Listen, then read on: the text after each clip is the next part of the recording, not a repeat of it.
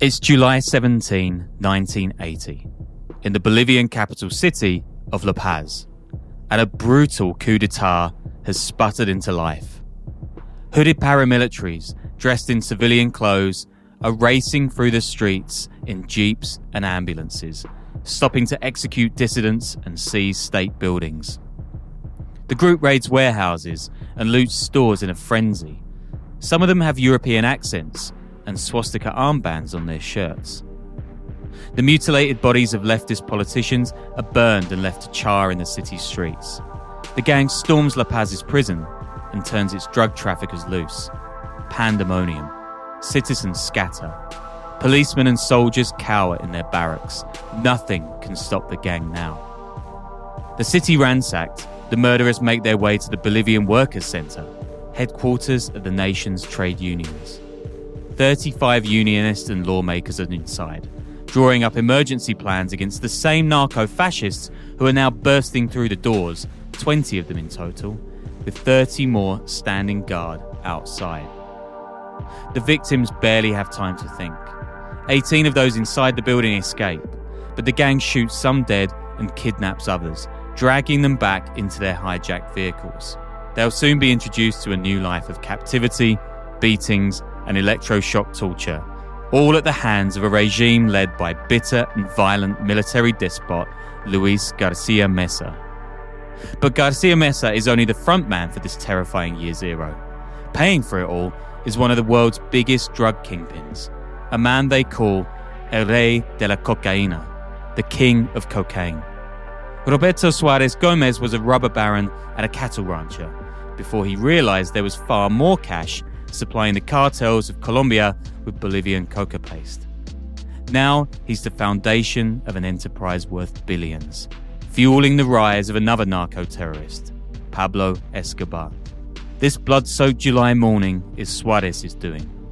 Little wonder Bolivians will come to know it as, simply, the cocaine coup.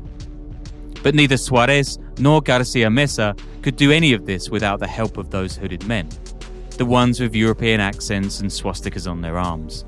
These are the Novios de la Muerte, the Bridegrooms of Death, a cabal of fugitive killers and war criminals.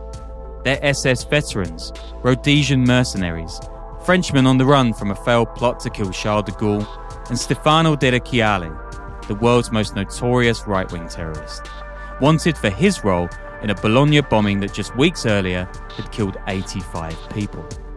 But there's another guy, short and slight, with a round face, thinning hair, and dark, flint eyes. Locals know him as Klaus Altman, a German businessman living in La Paz with concerns in timber, medicine, and shipping.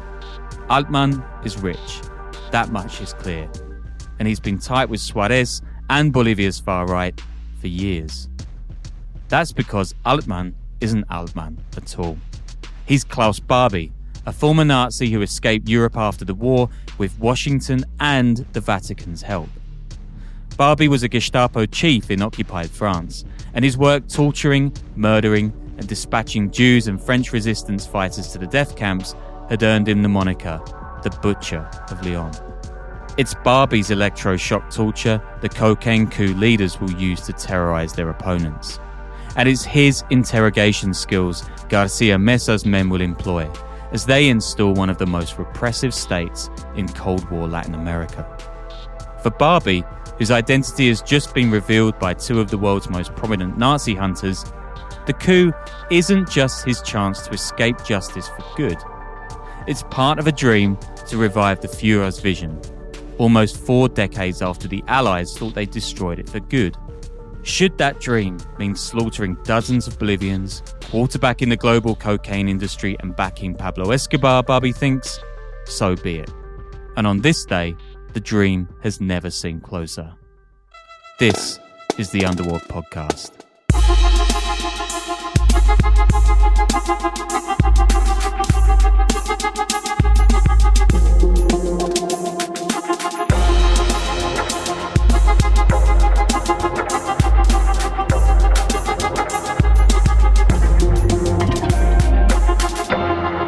Hello, guten morgen, buenos dias, and welcome to the weekly organised crime podcast that shows you just how awful the human race is and why nobody should probably procreate or say anything positive about mankind ever. I'm Sean Williams, a writer and investigative reporter in Wellington, New Zealand, and I'm joined by the talented, the wonderful, and uncancelable Danny Gold in New York City. Feliz Año Nuevo. Danny, you going to watch the ball drop in Times Square tomorrow? I mean, I'm hopefully not in New York right now when this airs. Like, the city from post-Christmas through April is just a nightmare hellscape I wouldn't wish on anyone. Yeah, I mean, you've made it through SantaCon, right? That's dreadful. I don't know what comes after that, but I say tomorrow. I think I mean in a few days, because we're not actually recording this on December 30. We're recording the weekend before Christmas, which means I'm still in Wellington, looking ahead to a Christmas week in Melbourne with the fam, test match at the MCG, sunbathing. All of which has happened because the listeners are in the future and we're in the past, and podcasting is a circular industry, and I'm confused already. Please send help. You know, the commenters seem to really love that you've started doing journal entries before every episode kicks in, by the way. Really, everyone's really big fans of that. I'm extremely glad. Yeah, I'm sure it gets a lot of downloads. Now, I know we're past Christmas. That we're not, but you are. But the best gift you can give us is to follow, subscribe, review, and perhaps even throw us a few bucks a month for the Patreon, exclusive interviews, and monthly Stash House organized crime review to go with it. Yeah, patreon.com/InnerWorldPodcast or Spotify, iTunes, and all that good stuff. Yeah, and given it's 2 days before the new year, or a day, or whatever it is, you got any New Year's resolutions you'd like to commit to, Danny? I mean, perhaps you could play them back around this time next year. I'm pledging to stay fit enough to play competitive football past the age of 40, which should be doable, given my entire personality now is just playing sport and this podcast. Oh, and I want to sell a screenplay to Hollywood, which is going to be easy, right? Because we're going to sell the Cornbread Mafia movie. You know, people like that episode, but I don't think it's kind of not our script to write. So we'll see how that goes.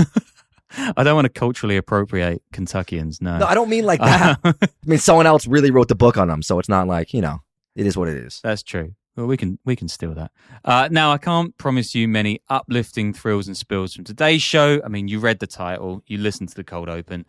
You know we're going to get into some extremely dark stuff, but I can promise you what I genuinely believe this is the craziest story I've ever researched for the pod. I mean, it's so crazy, in fact, I'm going to split it into two parts. So today's is going to dive into the history of Klaus Barbie, the butcher of Lyon, how he became a black marketeer in the ashes of the war, and then got smuggled out of Europe by American spies, Vatican bishops. But rather than fade into the scenery like so many Nazis who escaped to Latin America during the time, Barbie actually used his experience in the Gestapo to set up fascist death squads, prop up dictators, and yes, this is not overblowing it, help found the modern cocaine industry, going so far as to meet and befriend El Patron himself, Pablo Escobar.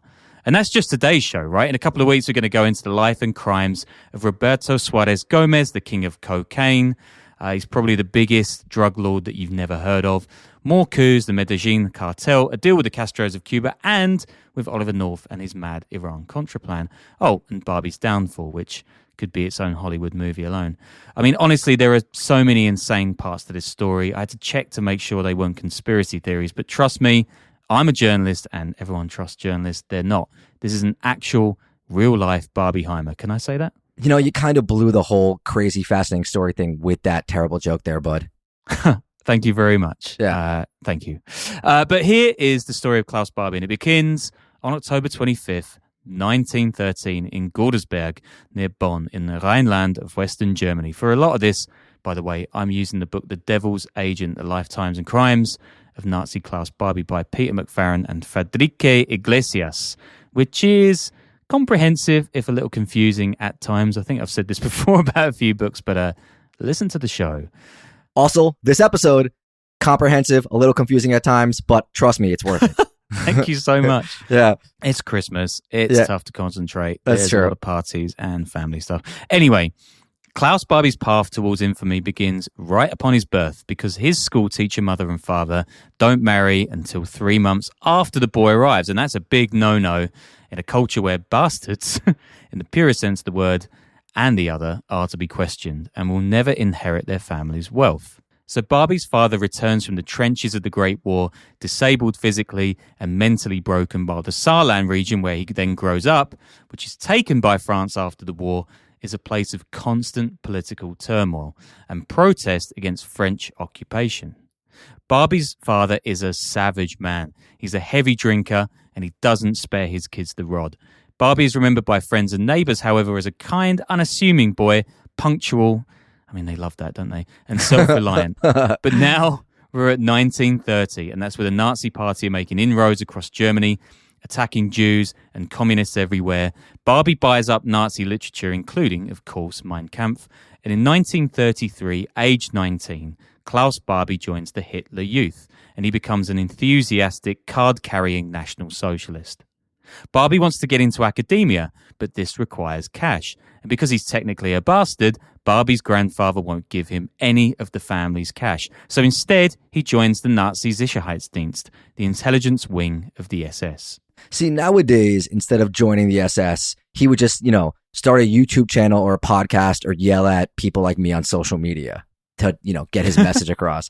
So more options, I guess, nowadays, but, still not great. Yeah, I'm not giving you a lot to work on, but that was pretty good. Yeah, we can lighten the mood of a Nazi. I'm gonna keep trying, but it's gonna be a tough battle here with this one. It is a little bit. Now, God knows there's enough. Well, a worrying amount of information about the SS and the functions of the Nazis, so you can head elsewhere for that. But basically, Barbie climbs its ranks, lives for a while in occupied Holland, Belgium, and then in May 1942, he's assigned to Lyon, France. Now, that's only a few months after the official formulation of the final solution. The war is now in full bloom, and Barbie's role in Lyon is to expose and dispatch Jews, communists, and French resistance fighters to the death camps. Now, you don't need me or anyone to tell you how awful this is, but Barbie, by 1944, is an officer in the so-called Geheime Staatspolizei, better known as the Gestapo, the secret police of the regime. And that April, he leads a raid on a Jewish children's orphanage in the village of Visieux, outside Lyon. The men force all 41 children and 10 adults onto trucks and deport them to Auschwitz-Birkenau, where only one child is spared the gas chamber on arrival. Deport them or shoot them, writes Barbie, adding, quote, "It's the same." You know who else survived Auschwitz? My grandmother. Shout out Bubby Mira. Rest in peace. How's that for breaking up and lightening up the episode right there? Wow, I don't even know what to say to that. But yeah, and if she hadn't survived that, then you wouldn't be hearing this story, and that's the thing that really matters, is it? We just got to keep going. Barbie also hunts French resistance members with a joyful sadism. He's not a very nice guy, this guy. Tortures them by beating them almost to death with a blackjack, which is a small kosh or baton. Then he pushes them in a freezing bath to wake them back up and injects acid into their body. On one occasion, a French resistance fighter recalls Barbie hanging people in front of him while playing music in the background, while another remembers seeing bodies piled in cells, quote, literally swimming in a sea of blood, having been torn apart by machine guns. The most famed of all French resistance heroes is Jean Moulin, a fedora-wearing civil servant who unites cells nationwide under Charles de Gaulle. He's arrested at a meeting on June 21st, 1943, when the now Oberführer, or paramilitary leader, Barbie, storms in. Moulin is tortured in a horrific variety of ways I'm not even going to get into here, and he dies a couple weeks later in Berlin. For all of these reasons, Barbie is unsurprisingly known as the Butcher of Lyon. Says one Frenchman he tortured, quote, "He liked to hit people. I had never in my life seen such a sadist." As the Allies push back the Nazis at D-Day and sweep through France, Barbie then gets into the thriving black markets across all of Europe. We've gotten into these kinds of illicit networks in our shows about the Yakuza, whose early godfather Yoshio Kodama made millions off of steel and other stuff in occupied China. You've got Victor Bout and others profiteering off the firearms and other weapons lying around when the Soviet Union falls. This ain't new, probably as old as the Sumerians, but it's going bonkers at the end of the Second World War. Economies collapsing, US soldiers selling to locals, gangs selling to soldiers, locals going underground with everything from bread to looted artifacts. Yeah, I mean, I've mentioned Naples 44 a few times, I think, on the show, and that deals more with all the war was still going on, but the occupation of Italy. But it kind of gives a fascinating look into some of this stuff too, just the underground economies. I'm actually reading Tokyo Underworld right now, which I assume you used for the Yakuza episode. It was so long ago, but it really goes into that sort of post-occupation underground economy stuff too. It's just what happens when it, like, you know, countries collapse and there's a vacuum of power and there's really nothing on the ground. Like, it's bound to, everyone's poor. Yeah, it's just it's pretty crazy. I mean, Germany too. What was split into four quarters, right? Yeah, and all of them had their own. Yeah, all of them had their own underground economies and just craziness when it comes to black market stuff and everything like that. Yeah, and this guy is like thick. He's right in the middle of all of this. He's running lines all over the country, right? Hamburg to Western Germany, Berlin, everywhere. I mean, he's actually captured twice during this time, but he escapes both of them. And even in 1945, when Hitler does the honorable thing, Germany is defeated and the Allies learn the full horrors of the Holocaust, Barbie's name is among 70,000 wanted for torture and murder. They know who he is. This is key. But rather than face the gallows, his story now takes a pretty weird and scurrilous twist. Because as we've gotten into about shows on this period, neither the Americans nor the Soviet Union had too many qualms about bringing Nazis into their chief scientific programs. Even in the bonus I did recently about a con man in Ghana, the capital Accra was then a hotspot for Nazis, just chilling out with British consent after the end of the war. Right, the Americans had Operation Paperclip, and the Soviet one was Oso Aviakim, I think. Operation Oso Aviakim. It's an acronym, but that's what it was called. Yeah, I mean, and this was the chief, like, you know, rocket scientists and nuclear scientists and that kind of stuff. But also, I mean, both sides, but the Americans for this show, specifically the Counterintelligence Corps, or CIC, which is a Cold War era intel group later swallowed into the army, they are also very keen on anybody who A, knows how Europe works, and B, hates commies. So guess who falls into both these categories? Yep, that's right, Nazis. And not only does Klaus Barbie know his way around Europe's network of leftists, because he spent the last few years hunting and killing them, but he can tell the CIC all about Europe's gangbuster black markets in weapons, drugs, jewelry, because he's been deep in that too. I mean, it's a bit like finding a chicken coop torn to ribbons by a fox and thinking, what we need now is someone who's a menace and hates chickens. I know, a fox. Except the metaphor doesn't really work, does it? Because no one cares about chickens and Klaus Barbie is despised, even for a Nazi. So Barbie convinces a CIC guy in Augsburg near Munich that he's better use alive than dead. And he's taken on as part of something called the Pedersen Network, which is basically a bunch of former Nazis now working as spies for the Allies. Incredibly, Barbie is then put to work tracking down French socialists. So he basically goes back to the same job he had just a couple years previous. And once they've hired him, the Americans kind of have to keep him, right? Because now the US is worried they'll not only squeal about the moral ambiguity, shall we say, of hiring him, but also about their top secret missions holding back the tide of global communism in Paris, Lyon, and Marseille. And they pay him a lot to do this stuff. $1,700 a month in 1947, or about 23 grand a month today. And keep Marseille in mind too, by the way, because that's going to come up later. Anyway, this entire time, the French authorities are piling on the pressure for their American counterparts to hand over Barbie so he can face trial. For the orphans, of course, for the resistance fighters, and for Jean Moulin, who's become and still is a French national icon. As late as 1950, the CIC is telling the French he has no idea where Barbie is, even though he's working directly for it. By 1951, though, the heat is getting too much for the Americans to take, so they decide to smuggle Barbie out of Europe via the so-called rat lines to South America. Now, these usually go one of two ways, either via Franco's Spain or Italy, with the help of Catholic leaders sympathetic to the Nazis, and that, by the way, is a surprising number of them. It's this Italian rat line that Barbie takes, but there are far higher-ranking Germans who flee Europe this way, most notably Adolf Eichmann and Joseph Mengele, the so-called Angel of Death at Auschwitz. Another SS commander to take this route is Walter Rauff, who gets into the Americas via Quito before being hired by the Bundesnachrichtendienst, or the BND, which is the West German CIA. Remember, Germany is divided now. Rauff then does intelligence work for, get this, the Mossad, before, get this too, returning to Germany to pick up his Nazi pension and then getting recruited into the military intelligence of Chilean fascist dictator Augusto Pinochet. So you actually got that a little backwards. He goes to Syria. And this is actually related to stuff that's happening right now. He goes to Syria, I believe, in 47 or 48, where he serves as a military advisor to the Syrian leader at the time when they're fighting a war against Israel, the 48 war, when there's a war between them and Israel.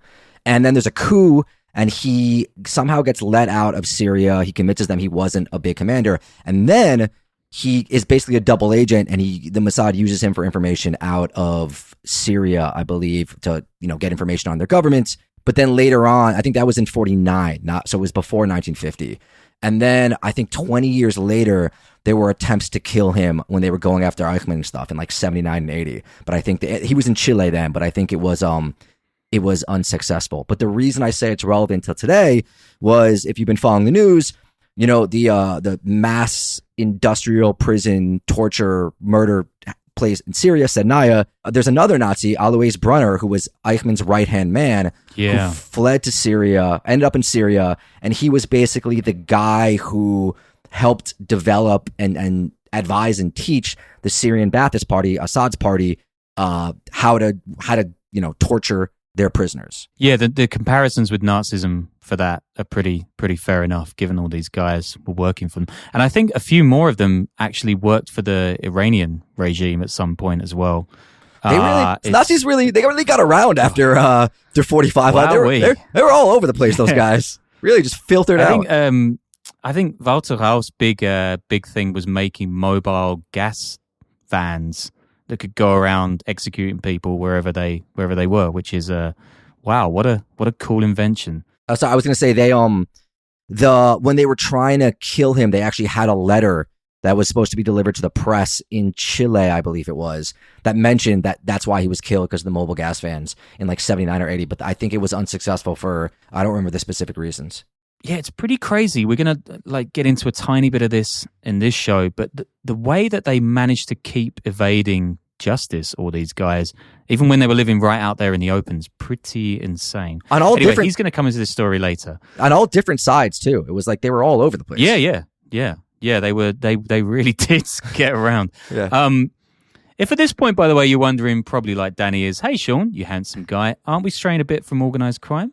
To which my response is, what, you mean my show that I make, that you listen to for free? That show? Anyway, I tell you this, I feel like every third episode, I'm like, dude, what does this have to do with organized crime? And I'm like, here we are. Let's do a hideous story about a slaughter in some country in Latin America. And you're like, cool, that sounds like a really uplifting show. But second, I'm giving you this history because it makes Barbie's work for Western intelligence and his role in Bolivia and the drug trade all the crazier to grasp. So no, guys, we're totally in the wheelhouse here. Bear with me. We'll get into the drugs soon enough. You guys. Anyway, Barbie gets out of Italy thanks to a Croatian bishop who's an avowed fascist wanting for war crimes himself. These are all really lovely guys. And in 1951, Barbie hops on a plane from Genoa to Buenos Aires with his wife and 2 kids under the name Klaus Altman, which he's adopted from a German rabbi killed in Auschwitz. I told you couldn't make this stuff up. The CIC actually wants Barbie to work from Argentina, which is the prime destination for tons of these Nazi fugitives. It should be mentioned, by the way, that in addition to around 300 Nazis, Argentina took in 460,000 Jewish refugees, which is more per capita than any other nation bar Israel. But Barbie doesn't wind up in Buenos Aires. He, through the Croat priest, meets another Catholic missionary tirelessly preaching the word to indigenous people in the Bolivian city of Cochabamba. So he travels 1,500 miles north to La Paz.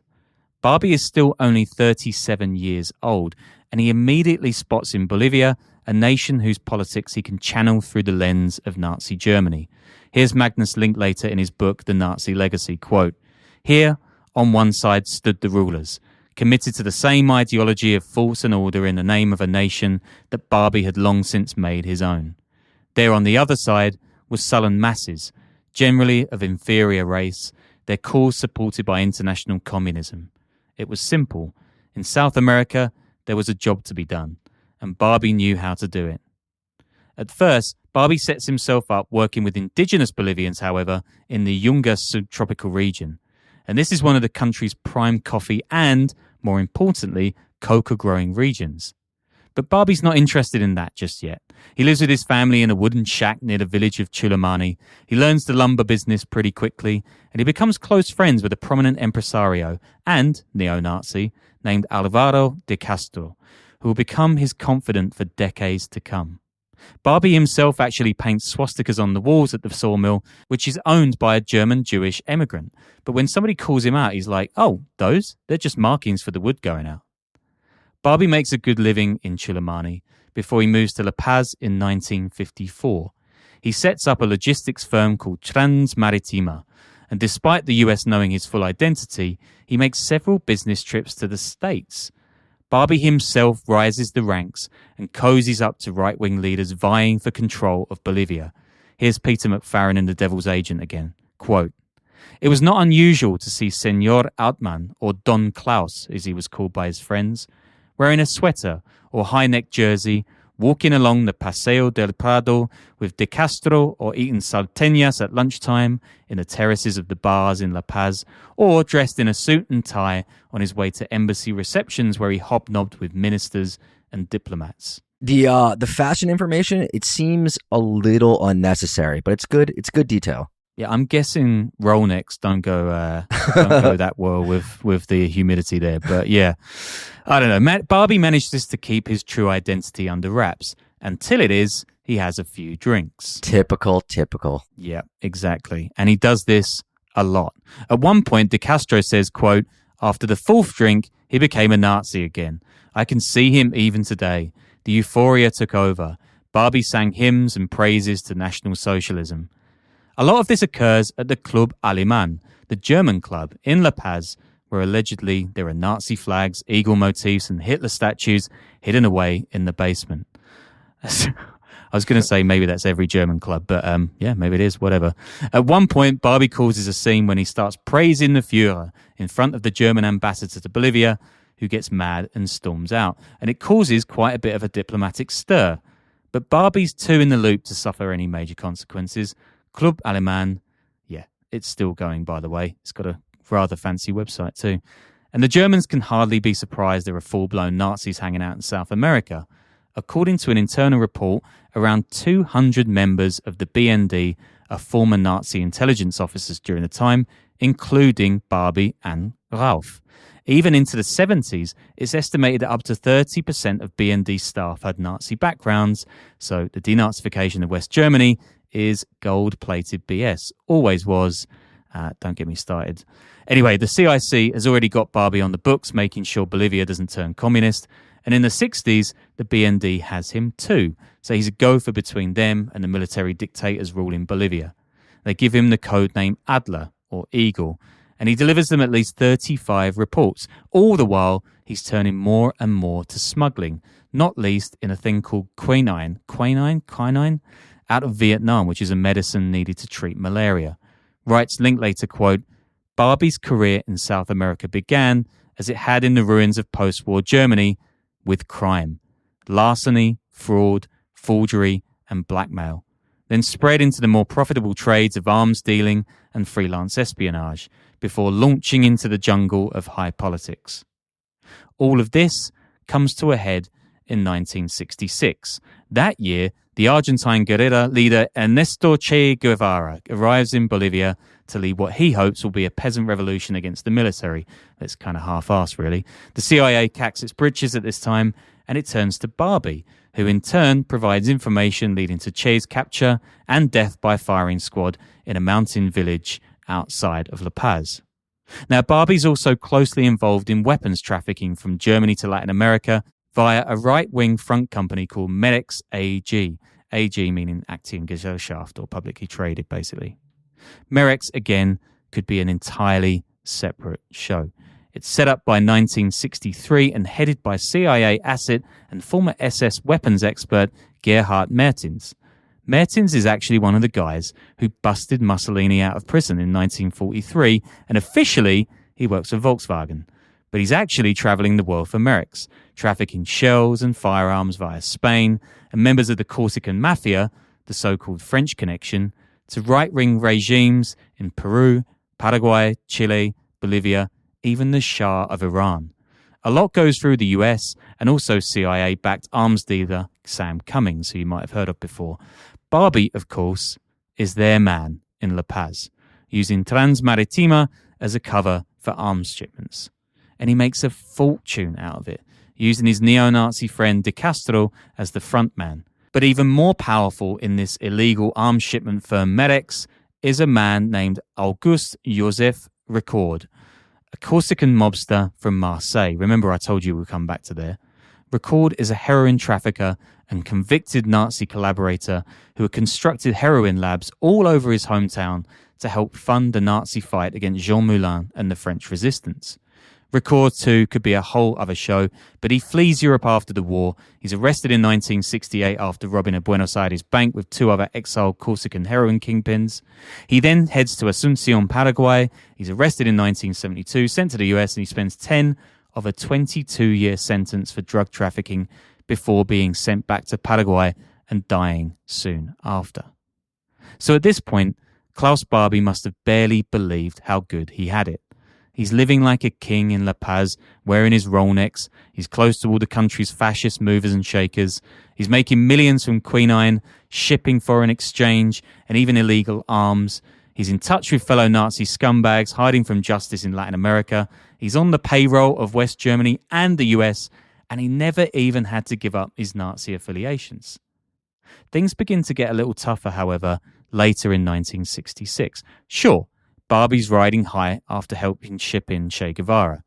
But that summer, West Germany lose the World Cup final to England in Wembley, and perhaps because of that, perhaps not, the BND decides to ditch the Adler. More likely, they're worried he'll be unmasked by the press, or even worse, by the Stasi, the intelligence corps of socialist East Germany. Barbie's handler meets him shortly after Christmas that year in Madrid, Spain, and tells him he's being let go because of budget constraints before paying him 1,000 Deutschmarks as hush money, and that's around $38,000 today. This guy just keeps falling up. Soon after, Barbie moves to Peru to extend his business interests with the support of a German man named Friedrich Schwendt, who, like Barbie, earns his keep through a combination of arms trafficking, extortion, fraud, blackmail, and the selling of state secrets. He also happens to be a Nazi too, and a master counterfeiter at that. I'm 100% going to do a show on this in 2025, but Schwendt was the mastermind of something called Operation Bernhardt during the war, which was a plan to drop around 300 million fake pound notes over Britain to cripple the economy, possibly the largest counterfeiting operation of all time. Writes McFarren, quote, Schwendt was the perfect business partner for Barbie, and together the two men established a lucrative trade in arms, as well as selling stolen Bolivian government credentials. So he's really playing all sides here. However, Barbie no longer has the backing of the West German intelligence apparatus, and in 1971, he and Schwendt attempt to extort a fellow German called Herbert John, who's working for prominent Peruvian industrialist Luis Banchero Rossi. Problem is, John also moonlights as an investigative reporter, so Schwendt and Barbie's efforts to swindle him backfire spectacularly. John is able to find out that Klaus Altman is Klaus Barbie, and he sends Schwendt's address to Beata and Serge Klarsfeld, two of the most famous Nazi hunters in the world. This is huge news, of course. In December that year, Beata Klarsfeld determines that, yes, Klaus Altman is the wanted butcher of Lyon, Klaus Barbie, and she devises a plan to extradite or even kidnap him to stand trial in France, which has already sentenced him twice to death in absentia, by the way. A few days later, that industrialist Banchero Rossi, he's murdered at his weekend home near Lima, supposedly by his gardener, who spent 7 years in jail before being exonerated. The BND then runs interference for Barbie, worried the truth will come out about his involvement with them and the West German state, not to mention the US and the Vatican. The Klarsfelds write an op-ed in a French newspaper, alongside John's photos of Barbie uncovering his identity. His response? Quote, I have never changed my name, and the only thing I can say is that I was a member of the German army and held the rank of lieutenant in an assault commando. I am not that ex-Gestapo chief in Lyon. I am a former soldier and nothing more. Now I am manager for Transmaritima Boliviana. The most important thing for me is peace for me and my children. Nonetheless, Barbie is summoned to the Peruvian Ministry of the Interior to explain himself. Barbie maintains he's only humble millionaire Klaus Altman, but by the time Beata Klarsfeld arrives in Lima 4 days later to grab him, he's fled to the Bolivian-Peruvian border near Lake Titicaca with his family. Word gets back to La Paz, and Barbie is arrested upon his arrival. But he's got friends in all the right places, and Bolivia is a rogue dictatorship. So the Klarsfelds, France, and the world are made to wait for their man. He has become the epitome of the phrase justice delayed is justice denied because, writes Der Spiegel, quote, of the interests and perhaps moral blindness of the US and West German intelligence agencies that Barbie served. Barbie has gotten away with it. And living under state protection in La Paz, Don Klaus re-ups on his network of Nazi pals, attempted to bring them together under one evil banner. This network is loosely known by the phrase Odessa, or Organisation der ehemaligen SS-Angehörigen, which translates as Organisation of Former Members of the SS. This is your Spectre, your uncle, your Black Order. And by this point, some of the guys are backed by the US and dictators in Argentina, Brazil, Paraguay, Bolivia, and elsewhere. Barbie formalizes some of his gang into the Bridesgrooms of Death, naming them for a wing of the Spanish Foreign Legion. And they really are a gaggle of evil bastards. Over the year, they're thought to have a hand in many of the changes of power in Bolivia, suppressing leftists and promoting whoever has the worst political views and the deepest pockets, of course. And by the mid-1970s, these tend to be men deep into Bolivia's thriving cocaine trade. And at the top of this trade sits Roberto Suarez Gomez. Now, we're going to get into Suarez properly in the second part of this show because it deserves more time. But by the late 1970s, he controls the lion's share of the world's coca production, a lot of which comes from poor indigenous growers in the Yungas, that region Klaus Barbie had first lived in the 50s. From 1971, Bolivia has been run by a raw-boned military general named Hugo Banzer, who actively encourages coca production to boost his country's ailing economy. He also hires Klaus Barbie as a, quote, special security aide, i.e. the torturer-in-chief. That's interesting, just kind of like how Brunner was with the Syrian Ba'athist Party. Yeah, and there were others in Chile and elsewhere as well. I can't remember their names right now, but they really did like a Nazi torturer. It's pretty rough. Banzer introduces the two men, that's Suarez and Barbie, and they hit it off. Suarez needs muscle for his business, which it seems is increasingly under threat from Colombian cartels and rebel groups, and that is when the Nazi-narco alliance in Bolivia really kicks off. So now we have Barbie and La Paz working with both Banzer, the dictator, and Suarez, the narco, offering his and the services of the Bridegrooms of Death and making sure that whoever's in power will keep the Klarsfelds off his back. But in 1978, this harmony is thrown out of whack by Jimmy Carter, US President. Banzer is clearly running a narco-state, empowering the nascent Medellin cartel in Colombia, and he's leading such repressive tactics against opposition in Bolivia that locals know the time as the Bancerato. So, rare Washington W in this story, Carter forces Banzer to agree to a democratic poll, and, guess what? He rigs it, beating leftist Hernan Siles Suazo with the help of 200,000 votes more than there are actual voters. I mean, this is so embarrassingly obviously bad that Banzer has to declare the election void, and then his party say he's trying to steal power from them, so they instigate a coup, which itself is countered by a coup. I mean, how many coups do you think Bolivia has had since independence in 1825, Danny? 7. Yes, you guessed it. 190. 190. What the actual heck? In 1979, Jimmy Carter's like, nah, come on, guys, seriously, just do an election. But when the winner of that vote is sworn in, he's cooed by another general who just days earlier had been seen dining with Barbie and Suarez in La Paz. So violence is creeping up this entire time, especially from the military to trade unionists and others who are clamoring for free and fair elections. I mean, let's be honest, the trade unionists don't really care about that half the time either. They're like on the communist side. And all the while, the power of Barbie, Suarez, and Bolivia's narco dollars is getting out of control. A CIA agent stationed in Bolivia at the time recalls flying over a, quote, jungle-based cocaine manufacturing complex containing laboratories, heavy armaments, radio communications, and landing fields that could accommodate a modern jumbo jet. He concludes that the Suarez Barbie faction are seeking to use the drug trade as the backbone of a, quote, military-industrial setup right out of a West Point textbook. It's unbelievable. The CIA still have Barbie as an asset at this point, content to let him wreak havoc on Latin America so long as he smashes anything resembling communism. In 1979, however, one of their own men threatens to throw a spanner in the works. Michael Levine is an undercover DEA agent from New York, living in Buenos Aires and posing as a Sicilian mobster when he meets Suarez's people, learning that over 90% of Bolivian coca paste is sold to Colombians to be turned into cocaine. He doesn't think the CIA cares about his op, though. In fact, Levine says, the CIA think the DEA are just bozos. Here's Mike, quote, their main asset for control of the Bolivian military at this time was Klaus Barbie. He was one of several ex-Nazi assets they had working in South America at the time. Klaus Barbie was key in that bloody action as the right-hand man of the CIA. In 1979, Levine persuades Suarez and several other narcos to sell him over 1,000 keys of blow for $9 million. I feel like that's a pretty good deal, but I would expect better back then. But maybe it was their responsibility to move it into the U.S., in which case it's a great deal. I think it is, because it's just him working on his own as far as I can tell. So that's an amazing deal.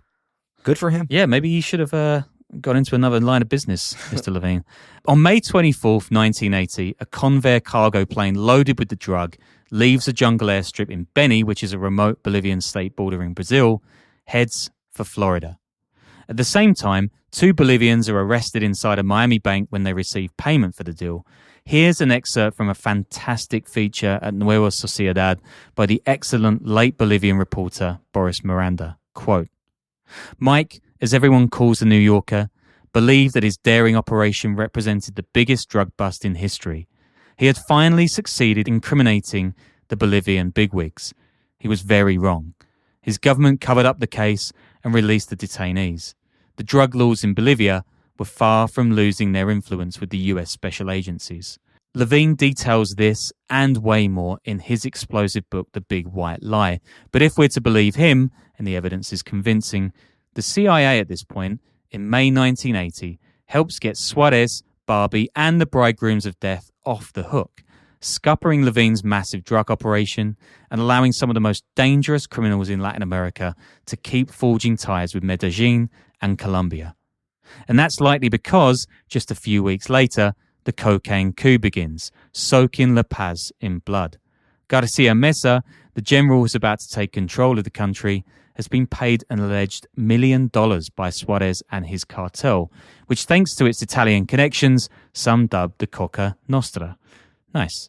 This is the first time in history that an entire country has been handed to active drug traffickers, hence why the CIA, which caused it, so thanks guys, calls Bolivia the world's first true narco-state.